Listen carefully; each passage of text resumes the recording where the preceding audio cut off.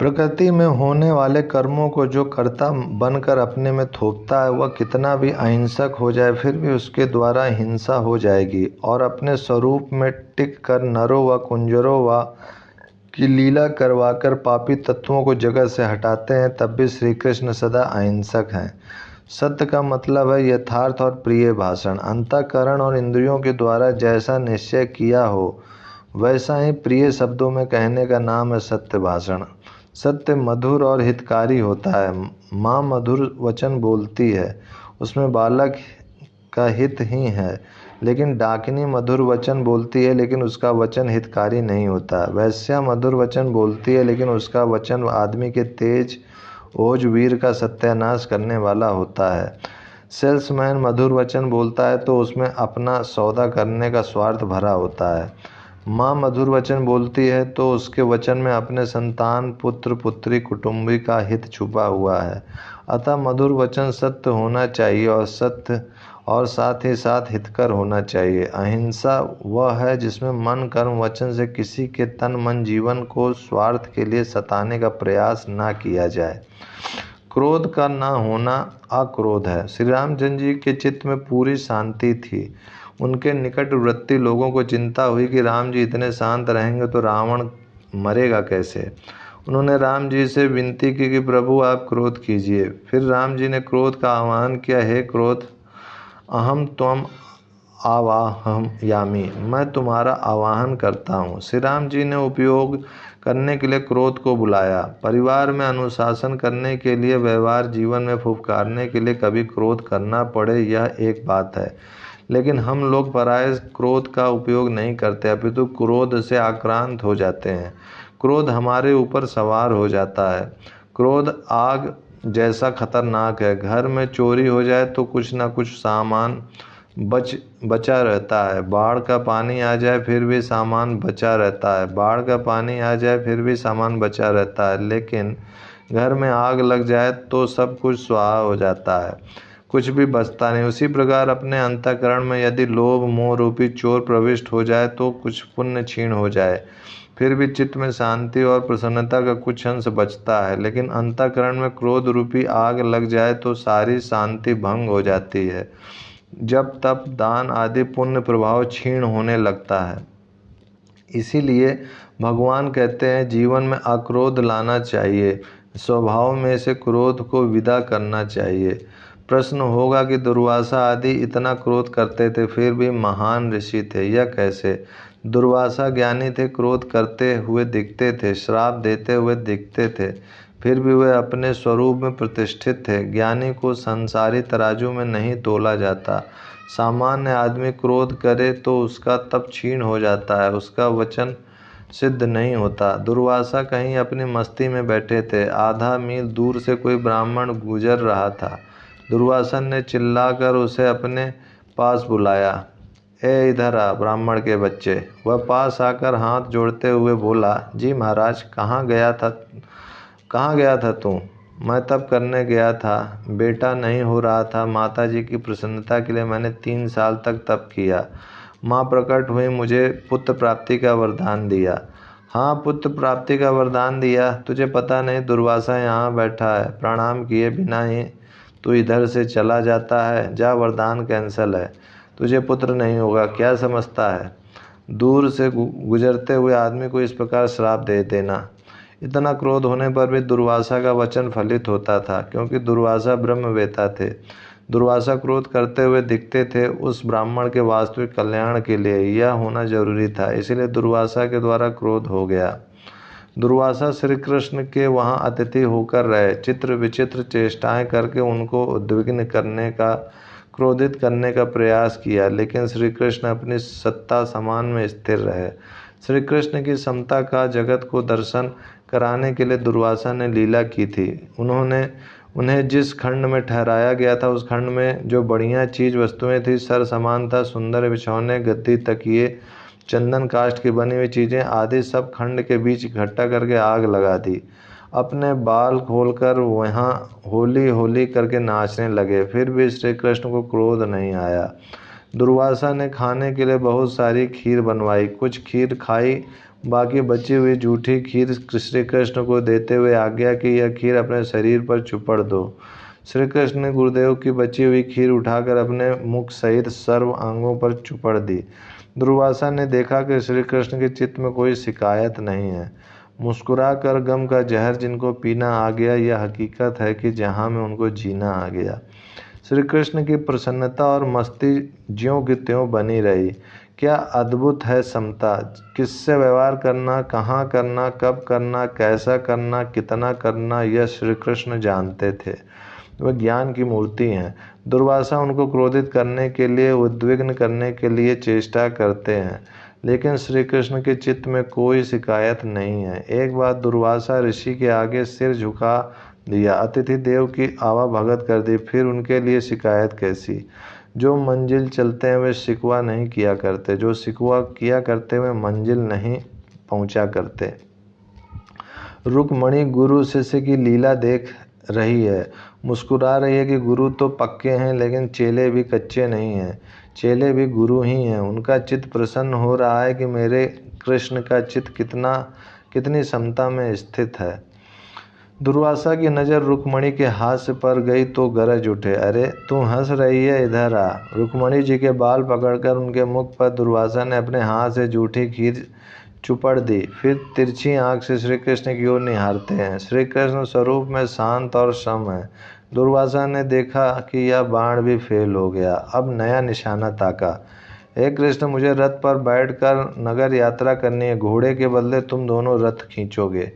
जो आ गया। श्री कृष्ण और रुक्मणी दोनों रथ में जुट गए और दुर्वासा रथारूढ़ हुए। नगर के राजमार्ग से रथ गुजर रहा है। दुर्वासा दोनों पर कोड़े फटकारते जा रहे हैं।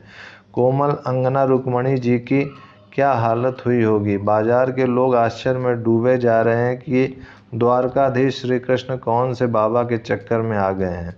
श्री कृष्ण कहते हैं कि 84 के चक्कर से निकलना हो, मन के चक्कर से निकलना हो तो दुर्वासा ऋषि जैसे किसी ब्रह्मवेता सद्गुरु के चरणों में और उनके चक्करों में जरूर आना चाहिए। कोई स्त्री के चक्कर में है, कोई बच्चों के चक्कर में है, कोई धन के चक्कर में है, कोई सत्ता के चक्कर में है, कोई मन के चक्कर में है। इन सारे चक्करों से निकलने के लिए कन्हैया गुरु के चक्कर में है। भगवत गीता का इतना महात्म्य क्यों है? क्योंकि उसमें श्री कृष्ण जो कहते हैं वह उनके जीवन में है। अक्रोध माना अक्रोध, क्रोध कहाँ करना चाहिए यह वे भली प्रकार जानते हैं। कंस को आलिंगन करते करते यम सदन पहुंचा दिया, फिर उसकी उत्तर क्रिया कराने में श्री कृष्ण के चित्त में द्वेष नहीं है। रावण, कुंभकर्ण और इंद्रजीत की उत्तर क्रिया कराने में श्री राम जी को कोई द्वेष नहीं था, क्योंकि समता उनका सहज सिद्ध स्वभाव है। समत्व योगम उच्यते। 1000 वर्ष तक शीर्षासन करो, वर्षों तक पैदल तीर्थ यात्रा करो, भूखे रहो, खड़ेश्वरी और तपेश्वरी होकर तपश्चर्या करो, फिर भी एक क्षण की चित्त की समता के तप के आगे वह तुम्हारा तप छोटा हो जाएगा। अतः चित्त को समता में स्थिर करो। काम आता है तो पीड़ित कर देता है, क्रोध आता है तो जलाने लगता है, लोभ आता है तो गुगला कर देता है। इन विकारों से आक्रांत मत हो जाओ। काम का उपयोग करो, क्रोध का उपयोग करो, लोभ का उपयोग करो। तुम कमरे में बैठे हो, अपनी मौज से भीतर से दरवाज़ा बंद करके बैठो, यह तुम्हारा स्वातंत्र्य है। आधा घंटा बैठो, चाहे 2 घंटा बैठो, चाहे 4 घंटा बैठो, कोई बंधन नहीं है। अगर दूसरा कोई बाहर से कुंडा लगाकर तुमको कमरे में बंद कर दे तो यह तुम्हारी पराधीनता है, चाहे वह 10 मिनट के लिए ही क्यों ना हो।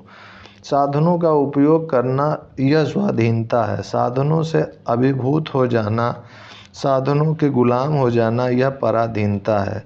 क्रोध आ गया तो अशांत हो गए, लोभ आ गया तो हम लोभी हो गए, काम आ गया तो हम कामी हो गए, मोह आया तो हम मोही हो गए। विकार हमारा उपयोग कर लेता है। काम, क्रोध, लोभ, मोह आदि का स्वतंत्र ढंग से उपयोग करना चाहिए।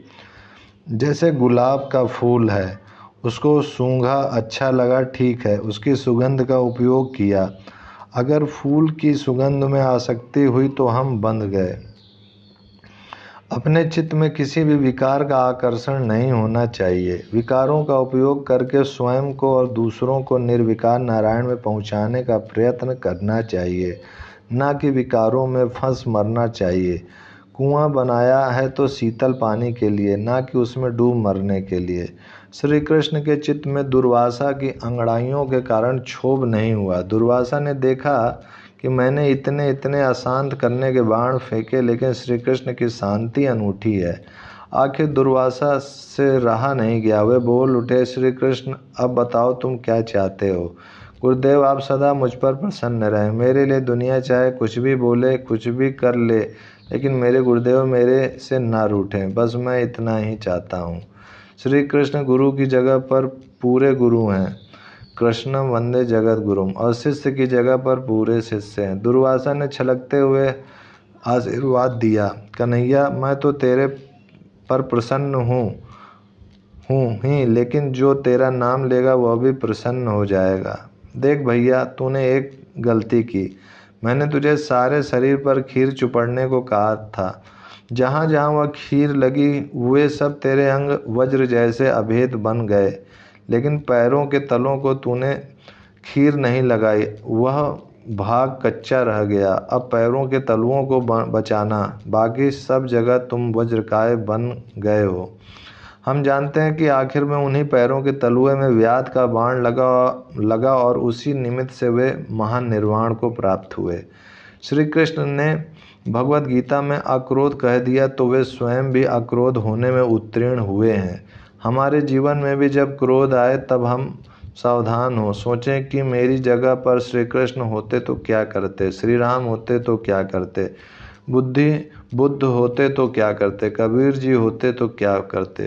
क्रोध करने की जगह तो उस समय क्रोध करो, लेकिन हृदय में क्रोध उत्पन्न ना हो, बाहर से क्रोध करने का नाटक हो। अगर क्रोध आता हो तो देखो कि क्रोध आ रहा है, उस समय शांत हो जाओ, स्वस्थ हो जाओ। बाद में किसी को समझाना हो तो समझाओ, क्रोध का नाटक कर लो, फुफकार मार दो, अपने पर क्रोध को हावी मत होने दो। हम क्या करते हैं, क्रोध को दबाने की कोशिश करते हैं, लेकिन क्रोध दबता नहीं और हम भीतर से उलझते रहते हैं, सुलगते रहते हैं, जलते रहते हैं। जीवन में त्याग कैसा होना चाहिए, जो बीत गया उसको याद कर करके अपने चित्त को खराब ना करो, उसे भूल जाओ। भोग सामग्री का अति संग्रह करके अपने चित्त को बोझिल ना बनाओ। त्याग से तत्काल शांति मिलती है। जीवन में भीतर से जितना त्याग होगा उतनी ही शांति रहेगी। फिर चाहे तुम्हारे पास सोने की द्वारिका हो और वह डूब रही हो, फिर भी चित्त में शोक ना होगा। श्री कृष्ण की द्वारिका समुद्र में डूबी, फिर भी उनके चित्त में कोई आसक्ति नहीं है। उनका चित्त त्याग से पूर्ण था। गांधारी ने श्री कृष्ण को शाप दिया कि 36 साल के बाद तुम्हारे देखते ही तुम्हारा यादव वंश नष्ट भ्रष्ट हो जाएगा, और श्री कृष्ण के देखते देखते ही यदुवंश का नाश हुआ। फिर भी श्री कृष्ण उद्विग्न नहीं हुए। जीवन में त्याग होना चाहिए, शांति होना चाहिए। शांति त्याग का अनुगमन करती हुई अपने आप आ जाती है। सुनम का अर्थ है चाड़ी चुगली ना करना। कभी किसी की निंदा, चाड़ी चुगली, आलोचना नहीं करना चाहिए। कोई आदमी किसी की निंदा करता है तो सुनने वाला उसमें अपना अर्थ जोड़ लेता है, कुछ ज़्यादा मसाला भर देता है। वह जब तीसरे आदमी के आगे बोलेगा तो वह भी अपने मन का रंग उसमें मिला देता है। वह जब चौथे के आगे बात करेगा तो वह कचरा जुड़ जाएगा। मूल में बात कोई छोटी मोटी होती है, लेकिन बात करने वालों के अपने अपने ढंग के विकृत स्वभाव होने से वह बात ना जाने कैसा रूप ले लेती है। जरा सी बात ने महाभारत का युद्ध करवा दिया। अस्त्र शस्त्र का घाव तो समय पाकर भर जाता है, मगर बिना हड्डी की लूली जिह्वा का घाव नहीं मिटता, मरने पर भी नहीं मिटता। इसीलिए वाणी बोलते समय खूब सावधान रहो। वाणी ऐसा बोलिए मनवा शीतल होए, औरन को शीतल करे आपहु शीतल होए।